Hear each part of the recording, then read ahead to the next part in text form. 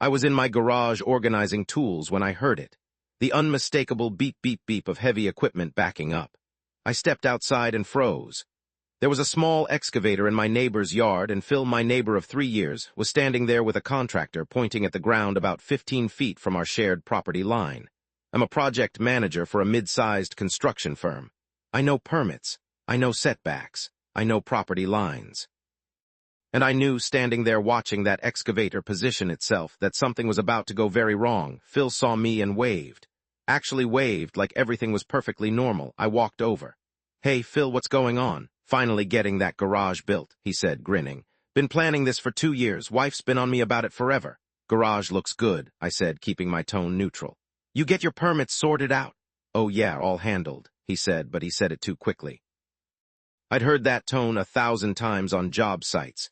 It's the tone of someone who's cut corners and is hoping nobody asks follow-up questions. "Mind if I ask where exactly you're planning to build?" he pointed. "Right there, 20 by 24, perfect size." I looked at where he was pointing. Then I looked at the property line, or where I knew the property line was supposed to be. The fence had come down during a storm last year, and we'd both just left it. But I remembered where it had been. "Phil, that looks pretty close to the property line." "Nah, it's fine. I've got 5 feet of clearance, easy, 5 feet. Our city code requires structures to be at least 8 feet from property lines unless you get a variance, and from where I was standing, his 5 feet looked more like, well, it looked like it was going to be on my property. "You had it surveyed?" I asked. "Didn't need to. I know where my property ends." That's when I should have known this was going to be a problem. Nobody knows where their property ends without a survey. That's literally what surveys are for. "I think you might want to double-check that, Phil, just to be safe." His smile cooled. "I've lived here for 15 years. I know my own property line." "The fence was never on the property line," I said. "It was about 3 feet inside your yard. You know that, right?" That fence was right on the line. It wasn't. We stood there for a moment. The contractor was watching us now, probably sensing the tension. "Look," Phil said, "I appreciate your concern, but I've got this handled. We're starting work today." I nodded slowly. "Okay, just do me a favor and get a survey done before you pour the foundation. I really think you're going to find you're closer than you think. I'm not wasting money on a survey when I know exactly where my property is." "Phil, I'm good, man. Thanks anyway." He turned back to the contractor, and I walked back to my house. My wife, Angela, was in the kitchen. "What's going on out there?" "Phil's building a garage," I said. "And I'm about 90% sure he's going to build it on our property." Angela looked out the window. "Did you tell him?" I tried. "He's not interested in hearing it." "So what do you do?" I thought about that. I could call the city, but they'd just tell Phil the same thing I did, get a survey. I could get my own survey, but that felt aggressive at this stage. Or I could wait and see if Phil figured it out himself. "Give him one more shot tomorrow," I said. "After that, I'm calling for a survey." That night I couldn't sleep. I kept thinking about that excavator, about Phil's certainty, about the fact that if he poured a foundation on my property, we were looking at a legal nightmare that would cost both of us a fortune. The next morning, I went over before Phil left for work. "Hey," I said. "Look, I know you think I'm being paranoid, but I really need you to get this surveyed before you go any further." "Told you I don't need a survey." "Then do it for me. I'll split the cost with you. $200 each, and we both have peace of mind." Phil's jaw tightened. "You know what this sounds like? It sounds like you're trying to delay my project because you don't want me building a garage." "That's not. I've been planning this for years, and suddenly the day I break ground, you're concerned about property lines. Come on." "Phil, I work in construction. I see this exact situation go bad all the time. I'm trying to save us both a massive headache." "There's no headache. The garage is going exactly where I planned it. If you've got a problem with that, that's on you." He got in his car and left. I stood there in his driveway, frustrated and honestly a little angry. I'd tried to be reasonable. I'd offered to split the cost. He'd rejected it all. I went inside and called a surveying company. "I need a property survey," I told them. "How quickly can you do it?" "We can have someone out tomorrow afternoon." "Perfect." The survey cost me $400. The surveyor, a guy named Raymond who'd been doing this for 30 years, spent 2 hours with his equipment, checking plot maps and county records, placing stakes and flags. When he was done, he showed me his findings on a tablet. "Your property line runs right here," he said, pointing to a series of bright orange flags he'd planted. "See these markers? This is the official boundary based on your deed and the county plat map." I looked at the flags. Then I looked at where Phil's contractor had started excavating. The excavation was 8 feet onto my property. Not close to the line, not borderline, 8 feet over it. If Phil built that garage where he planned, more than a third of it would be on my land. You're sure about this? I asked Raymond. Positive. I can stake the whole perimeter if you want, but this is accurate to within 6 inches. That excavation is definitely on your property. Thanked him, got my official survey documents, and walked over to Phil's house. He wasn't home yet, but the contractor was still working, digging out the foundation area. Hey, I called out. Can you hold up for a minute? The contractor shut off the excavator and climbed down. What's up? I just had this property surveyed. That excavation is on my land. I showed him the survey. He looked at it, then at the orange flags, then back at the excavation. His expression said everything. Ah, hell, he muttered. Did Phil get permits for this? The contractor hesitated. He said he'd handle that part, which meant no, which meant Phil was building without permits on someone else's property with a contractor who probably should have known better than to start work without seeing permits himself. I need you to stop work, I said. Look, man, I'm just doing what I was hired to do. I understand that, but you're excavating my property. If you keep going, we're going to have legal problems that involve you too. He thought about that. I need to call Phil. Go ahead. He made the call. I couldn't hear Phil's end, but I could hear the contractor. Yeah, but he's got a survey. No, like an official survey. It shows the excavation is on his property. I don't know, man, but I'm not digging on someone else's land without this getting sorted out. The contractor hung up. He's on his way. Phil arrived 20 minutes later, and he was furious. Not concerned, not embarrassed, furious. What the hell are you doing? He demanded. I had the property surveyed. Look. I handed him the documents. He glanced at them for maybe 3 seconds. This is wrong. It's not wrong. That's an official survey from a licensed surveyor using county records. I don't care what it says. I know where my property is. Phil, look at the stakes. Look at where your contractor was digging. You're 8 feet onto my land. Those stakes are wrong. I took a breath. Okay. Get your own survey. Prove me wrong. But until you do, no more excavation. You can't tell me what to do on my own property. It's not your property, it's mine, and if you continue, I'm calling the city. Phil stepped closer. You're really going to do this over a few feet? Over 8 feet, yes, and over the fact that you don't have permits. His face went red. How do you know I don't have permits? Because I checked this morning. There's no permit on file for this address. That was a bluff, actually. I hadn't checked, but his reaction told me I was right. You need to leave, Phil said.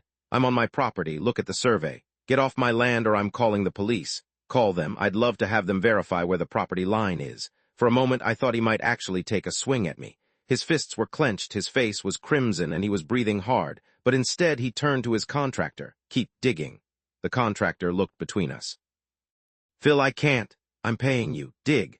Not until this gets sorted out, man. Sorry. Phil lost it, started yelling about contracts and lawsuits and how everyone was conspiring against him. The contractor packed up his equipment and left. Phil stormed into his house and slammed the door. I went home and called the city's code enforcement office. I need to report unpermitted construction, I told the inspector who answered. I explained the situation. She took down the address and my information. We'll send someone out within 48 hours, she said. There's also the property line issue. If he's building on your property without permission, that's a civil matter. But the permit violation is something we handle. If he doesn't have permits, we'll issue a stop work order. Thank you. 2 days later, a city inspector showed up. I watched from my window as she walked around Phil's yard, took photos, checked the excavation. Phil came out and talked to her for about 10 minutes. I couldn't hear what was said, but his body language was aggressive. The inspector left. An hour later, there was a red tag on Phil's property. Stop work order. No construction permitted until proper permits were obtained and approved. Phil came over that evening. I saw him coming and met him at the door. You happy now? He said. I tried to warn you. You got my project shut down.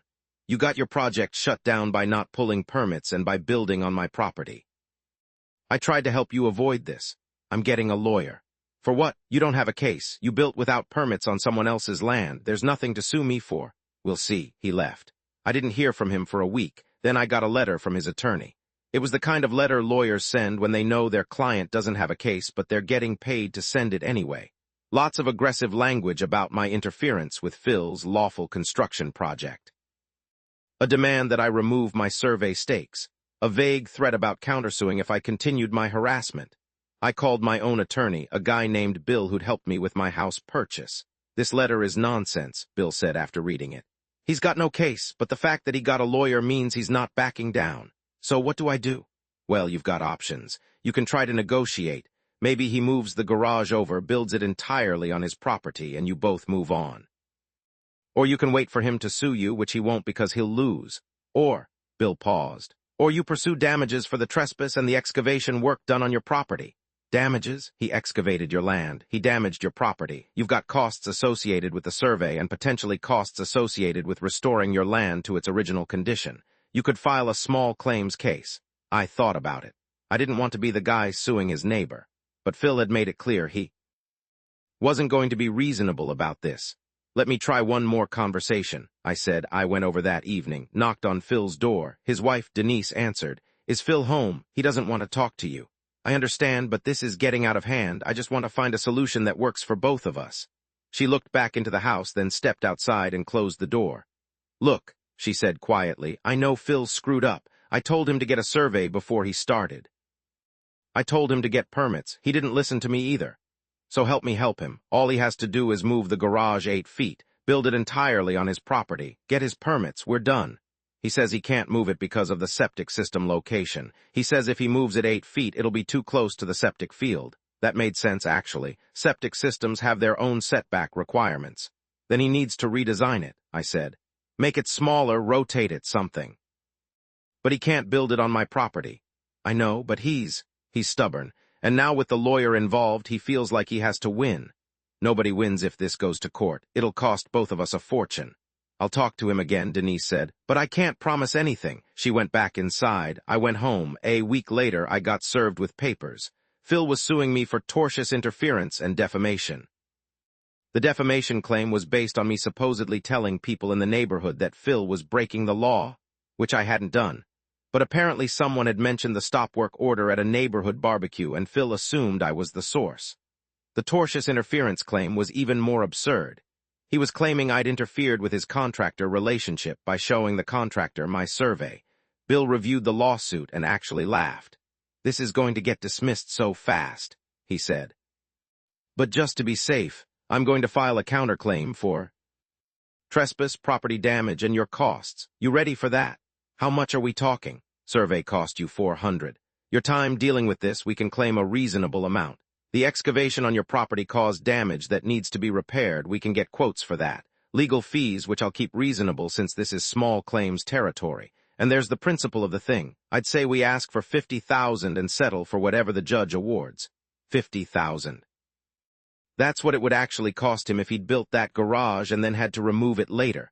We're doing him a favor by stopping him now. Plus, he sued you first. The counterclaim shows we're serious. I authorized it. Bill filed our response and counterclaim. Discovery was a nightmare. Phil's lawyer demanded all kinds of irrelevant documents. My financial records, my employment history, even my college transcripts, as if any of that had anything to do with a property line dispute. Bill fought most of it. We handed over what we had to. The survey, photos of the excavation, my receipts and time logs, communications with the city. We also demanded Phil's documents. His permit applications, which didn't exist. His survey, which didn't exist.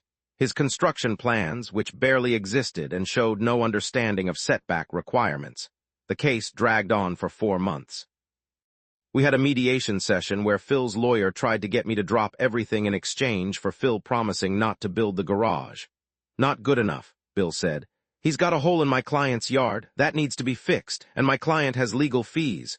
Your client started this by interfering with construction. My client protected his property rights. Your client trespassed.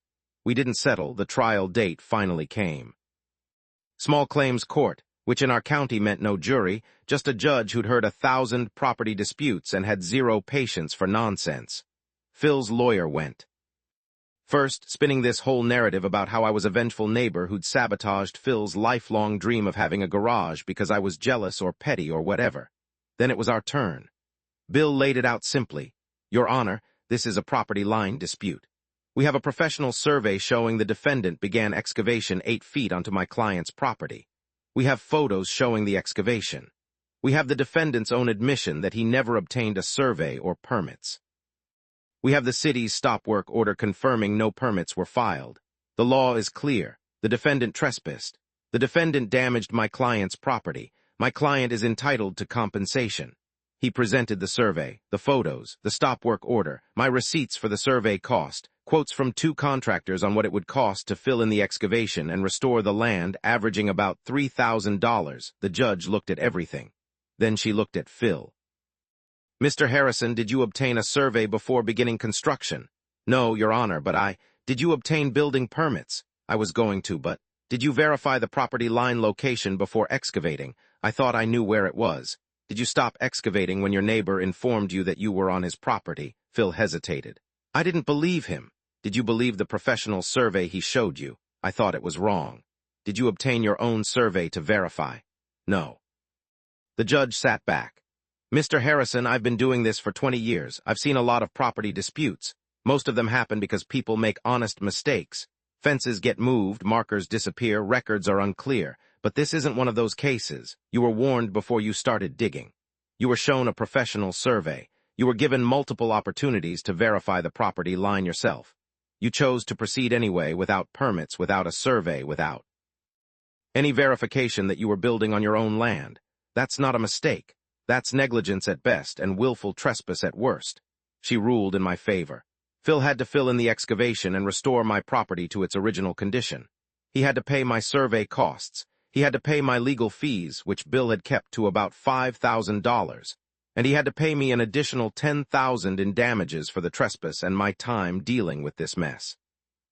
Total just over $18,000, not the $50,000 we'd asked for, but more than fair. Phil's face went white when the judge read the judgment. His lawyer tried to say something about appealing, but the judge shut him down.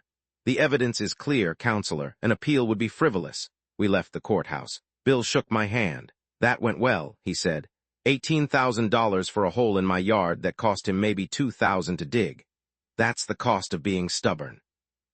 He could have spent $400 on a survey and avoided all of this. The excavation got filled in 2 weeks later. Phil hired the same contractor who'd originally walked away from the job. The guy did good work, actually. You can barely tell there was ever a hole there. I haven't spoken to Phil since the trial. He and Denise listed their house for sale 3 months later. I don't know if that's because of the judgment or because their marriage didn't survive the stress or just because they wanted a fresh start somewhere else. I didn't ask. They moved out last month. A young couple with 2 kids bought the place. Nice people. I introduced myself, mentioned there'd been some property line confusion with the previous owner, and suggested they might want to get a survey done if they ever planned any construction. They thanked me for the heads up. The whole thing taught me something I already knew but had forgotten. Being right isn't enough if the other person isn't willing to listen. Sometimes you have to let the system work. Sometimes you have to let people make their mistakes and face the consequences. I didn't want to sue my neighbor. I wanted him to check the property line, get his permits, build his garage 2 feet to the left, and have a beer with me when it was done. But that wasn't his choice. His choice was to assume he was right, ignore evidence, reject help, and push forward anyway. The system worked exactly as it's designed to. The survey was accurate. The city enforced the permit requirements. The court ruled based on evidence and law. Phil lost $18,000 learning a lesson he should have learned for $400. I think about that sometimes when I'm out in my yard. There's a patch of grass where his excavation was, growing in nicely now. You wouldn't know anything had happened there unless someone told you, but I know. And now you do too. Property lines exist for a reason. Surveys exist for a reason. Permits exist for a reason. And when someone tries to cut corners on all 3, well, eventually the bill comes due. Subscribe if you want to see more stories about standing your ground, doing things the right way, and letting karma handle the rest. Trust me, there's plenty more where this came from.